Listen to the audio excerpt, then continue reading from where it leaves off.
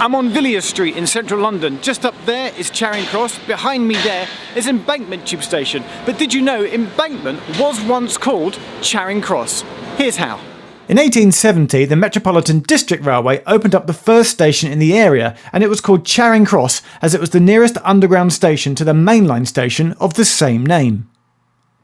A few years later though, and the Bakerloo line was constructed, with a station just before at Trafalgar Square, and then a station right underneath Charing Cross, except that they were separate stations that you could only connect at by street level, and so they gave theirs a separate name, Embankment. The following year, and the Hampstead Tube, what would become the Northern Line, built their underground railway, and they too opened up a completely separate station and called theirs Charing Cross. Oh, and in the same year, nearby to the east, the Piccadilly line opened up their station called Strand.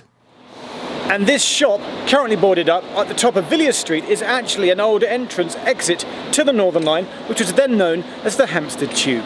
But what we now know as the Northern Line was extended southwards, and in 1914 it connected underground with the Bakerloo line station, meaning that the Northern Line's original Charing Cross was renamed to Charing Cross Strand, and the station that had been called Embankment was now called Charing Cross Embankment.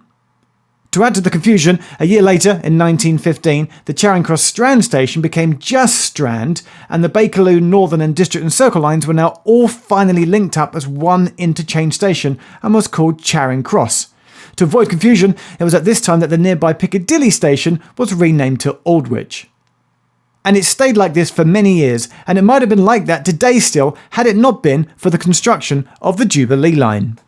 What happened was that in 1973 the Northern Line Strand station was closed to allow the Jubilee line to be built, and the big interchange station was renamed to Charing Cross Embankment as a way of easing the name change to just Embankment in 1976. When the Jubilee line opened in 1979, another interchange station was created, this time bringing the Bakerloo's Trafalgar Square, the Northern Strand and the Jubilee line all together in one station named Charing Cross to serve the mainline station.